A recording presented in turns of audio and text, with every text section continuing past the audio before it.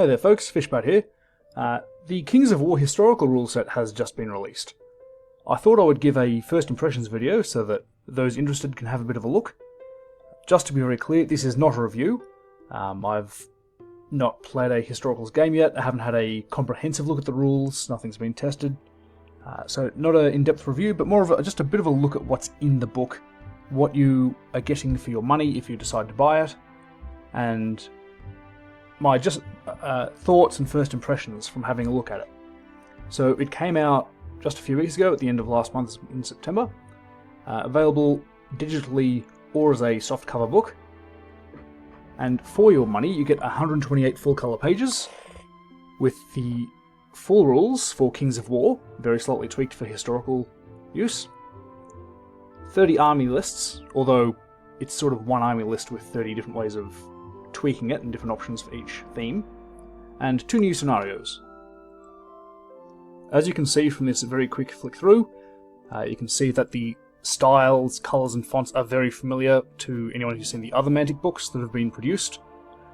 You'll also notice there's lots of pretty pictures in there, and just tons and tons of content. In the first part of my first impressions, I'd like to address the topic of what kind of game Kings of War Historicals is. Is it a historical simulation which is trying to recreate how a battle would actually have been fought and conducted, with a lot of minutiae involved? Is it a game which is trying to be a simulator with a lot of abstractions? Or is it more of a war game with a historical theme? So, a game first and historical, I suppose, theme comes second to that. Let's have a look. So, as you may have guessed, it probably does emphasise the game more than the simulation. And if I was to compare it to a computer game, I'd bring up Age of Empires. Age of Empires, for example, 1 and 2, both had a very strong historical theme, but the way that fighting was conducted in those games did not at all represent the way fighting was actually conducted. You did not have a barracks that produced a soldier one at a time, and you'd have 20 soldiers fighting 30 soldiers, or something like that. Magnificent games, just not at all representative of how battles were fought in the same way that it would be represented in, say, a Total War game, where you have actual lines of infantry and cavalry manoeuvring in a far more realistic fashion. So I'd compare Kings of War Historicals to more of an Age of Empires, a great game with a historical theme. The rules for army construction are very liberal, and they allow for a lot of very inaccurate armies. So in some historical rule sets, it will say, okay, if you want to represent this force, say Burgundians, from 1250 to 450, you must have this particular troop choice in this proportion, say 0 to 5%, this one 25 to 50% of your force, and so on and so on. And very rigid in telling you how to correctly and accurately portray an army from a period. This is not the case for Kings of War Historicals anywhere near as much. I'll go into this in more detail later, but there is a very large master list with most of the unit choices in there, and you can simply pick and choose from that list to represent any force you'd like, or even within a theme, which is a restriction on that master list to represent a force in a particular time, say the Chinese. Those themes can cover enormous amounts of time. The Chinese theme, for example, covers about 2,000 years of history, and you might be able to pick units throughout that period and have an anachronistic army. The flavour and cinematic appeal are prioritised over historical accuracy. So the sort of the feel, the romance, I suppose you'd call the heroism and the almost the mythology of history are really represented very well. The drama of history is what comes through in these rules, rather than strict accuracy. And to top it all off, there is a mythology section at the end of the book, which has giants and all sorts of fun magical things. And if you agree with your opponent, up to 25% of a force may consist of mythical units. And I think that this would be best explained by reading directly from the introduction of the book. Within this book, you will find the rules and army lists to allow you to play Kings of War within a range of different armies from across a wide swath of history, from antiquity to the late Middle Ages. You can tailor your units with veteran abilities and even introduce mythical elements to your force. We sincerely hope you have great fun with it. We've also sprinkled in a few units and options for flavour and for cinematic appeal, rather than historical accuracy, so historical aficionados might raise the odd eyebrow. Players are of course free to disregard any options they think are not appropriate for the army they want to represent. Hardcore historical wargamers will notice that we have taken the liberty to be a little loose with our lists and themes, giving players some flexibility rather than more accurate army lists some rule sets would provide. I think those few paragraphs there really give the impression of this rule set.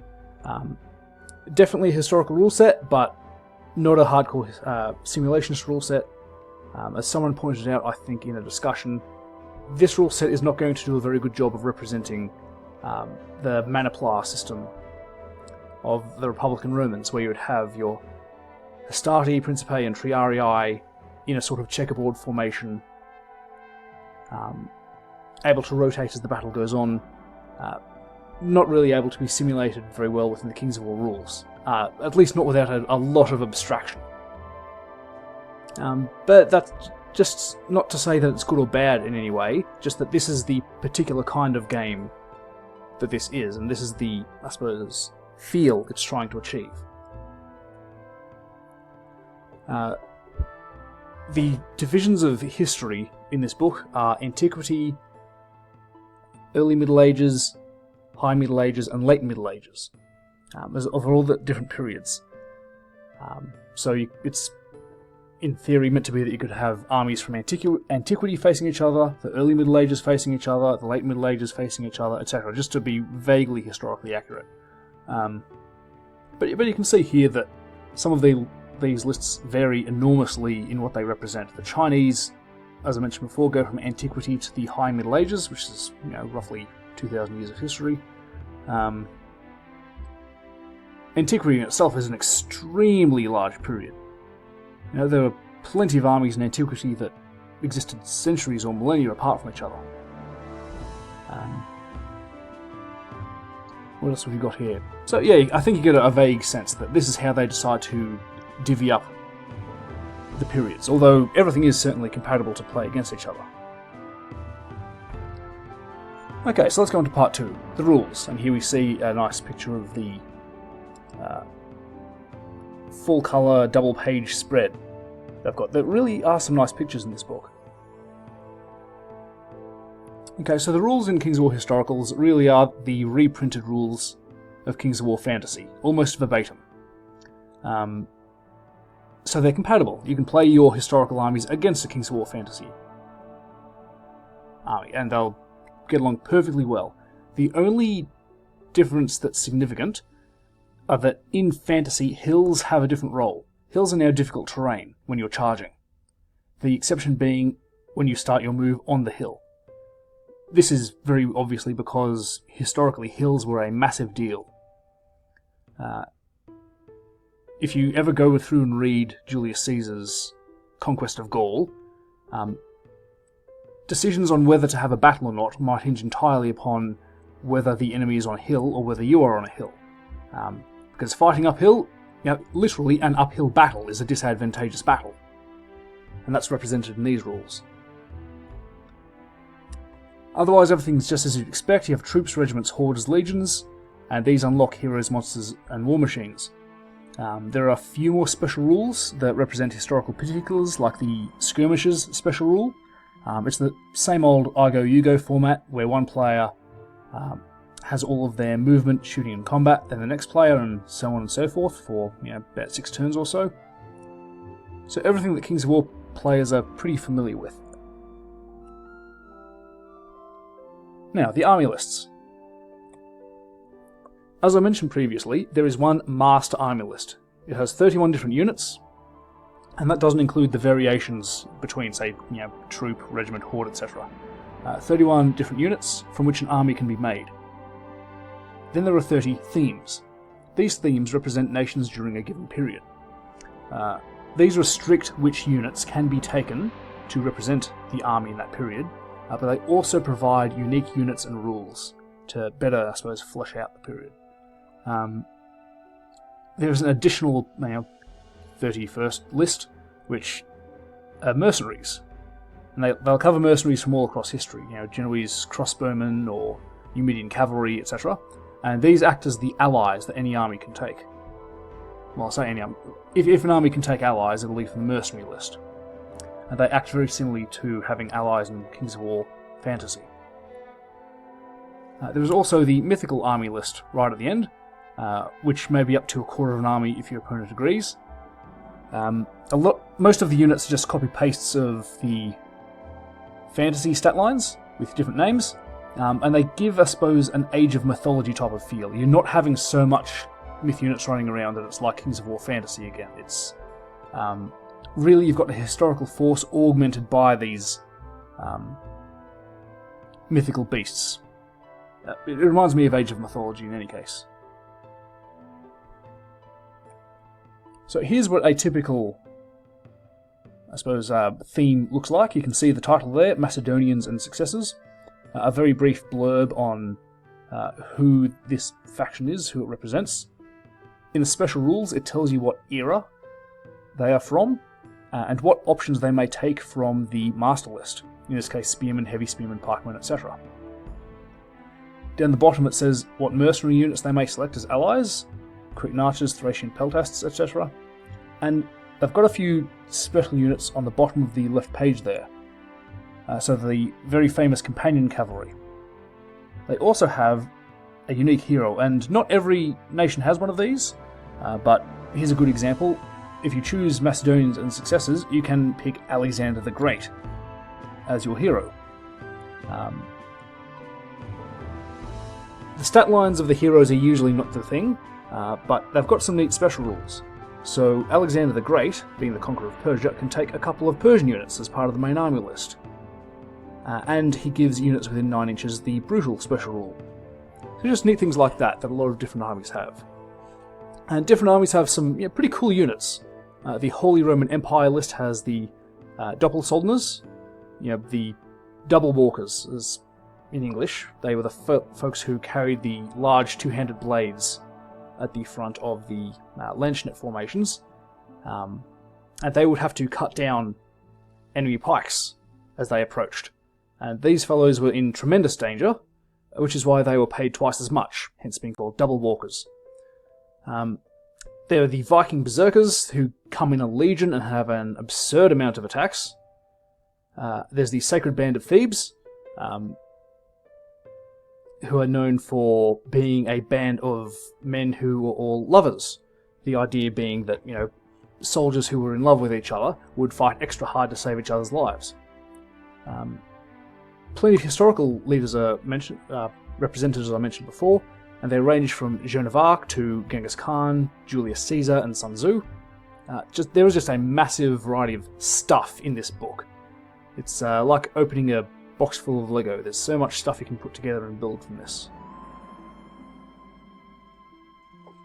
Here's just the top of the page from the Myth Units section.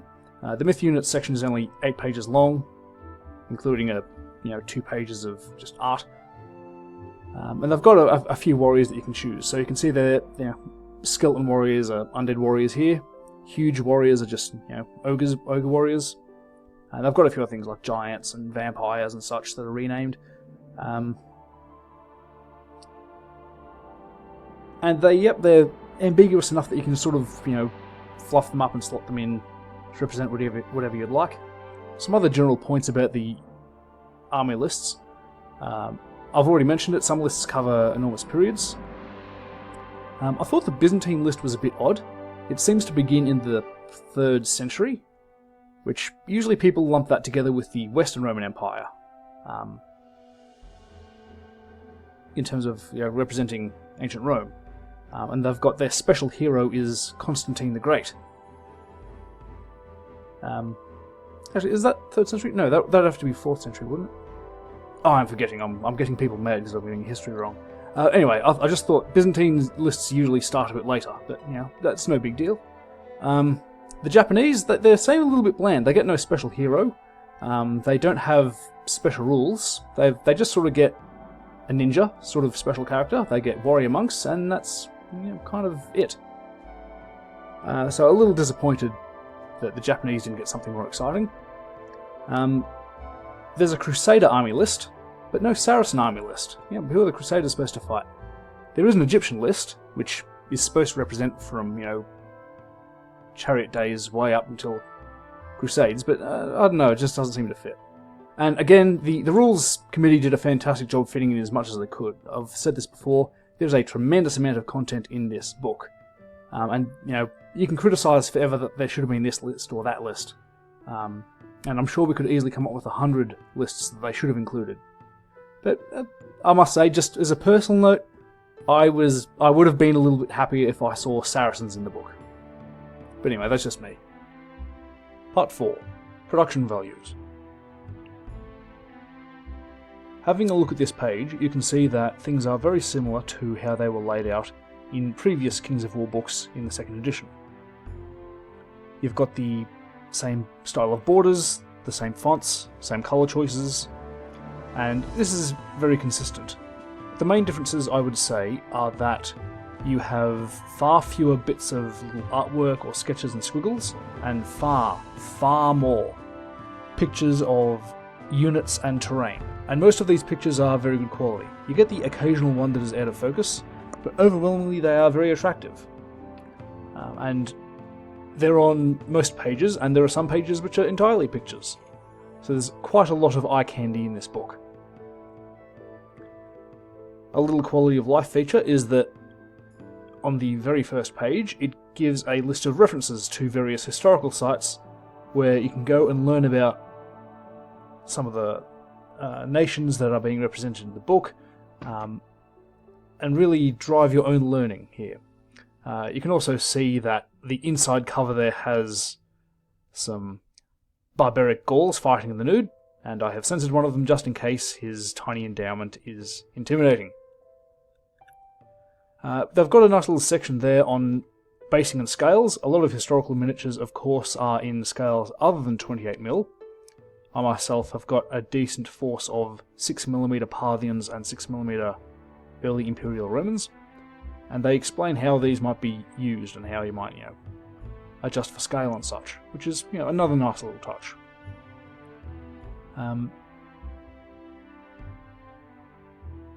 As I mentioned, they are all pictures of miniatures, no artwork. The downside, having no original artwork is a bit of a downer. Looking at the artwork of, say, Warlord Games or other games companies, some of them is really evocative and helps get you into the, atmosphere and drama of the historical setting more than miniatures can sometimes, but it's a minor complaint. It's got an index at the back of the book, which is a very nice feature. However, I found that a couple of important points it didn't have were scenario, objective, or deployment, which by and large are the things I search for most. However, these are in the contents page, so that's fine as well. Another little niggle, not a major complaint, could have gone the extra mile with a directory of historical manufacturers for beginners. For someone who's starting out in historicals, it can be very intimidating to know where to start. You've got thousands of years of troops, and all of these different manufacturers, varying from well-known like the Perry brothers, down to little guys who, cast and pewter in their backyard. In all sorts of different scales, and the periods are hard to understand. It can be very intimidating to know where to start with historicals. A guide or to manufacturers, a little hobby section wouldn't have been misplaced. However, in its defense, it does have a one-page ad for Warlord in the back of the book, which is definitely a very good starting resource.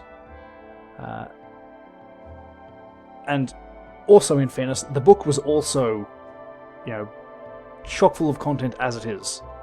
You can always ask for more content, but I've got to say, for the amount that you get, especially for what you pay for, this book is not lacking by any means.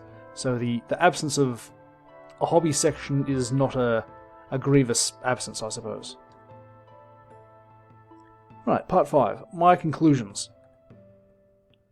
Kings of War Historical, it is packed full of content. It feels almost like 2 books in one.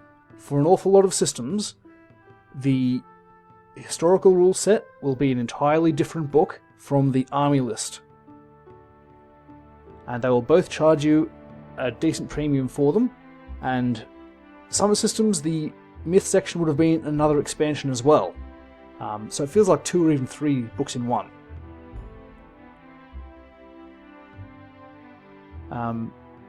Ignore that point about lore, I don't know why that's there. It's got good production quality. I mean, it's not up to, say, Games Workshop or Battlefront standards, but you're not paying Games Workshop prices, I assure you of that. It's very good for what it is. It's neatly laid out, it's attractive, the pictures are really nice. The terrain, importantly, in the pictures is quite nice as well, which is important. The layout of the book is very sensible, easy to follow. Rules are very clearly written. Include a decent but not exhaustive index. The myth section, while fairly small, definitely adds a ton of flavour. This rule set just has a ton of stuff you can do with it. Lots of different things you can try out with all the different themes, the myth units, the master list. There are a lot of bits in this Lego box. So the verdict? This is a great standalone rulebook. It provides a sleek, historical or semi-historical game with a ton of options. It's definitely towards the gamey, cinematic end of the game simulation spectrum, and I highly recommend it to someone who's after that more gamey, historical experience. The other thing that I wanted to say was that it's definitely a fairly quick historical game. Being on the gamey side and abstracting a lot of things, you can get through a game quite quickly. A lot of Kings of War fantasy games I know go through in about even an hour and a half for 2,000 points, and that's not playing particularly fast at all. And there's no reason why Kings of War Historical would take any longer. Now, I've known a lot of historical war games to take up an entire evening, from 7 PM till midnight or later. So yeah, this, a really quick rule set as well, is definitely an advantage. Righto, well, thank you for watching this first impressions video. I hope it was informative. If I've overlooked something, or if you think I'm right or wrong, or there's another point I should have addressed, please leave a comment below. I just also want to mention that there is an excellent resource already available. The Kings of War Historical Easy Army Builder. It's already up and available and running, so I'm going to put a link to that in the description so that even without paying for the rules, you can see everything that's available in this book, and you can start creating armies already. Right, so thanks for watching, and see you later guys. Bye.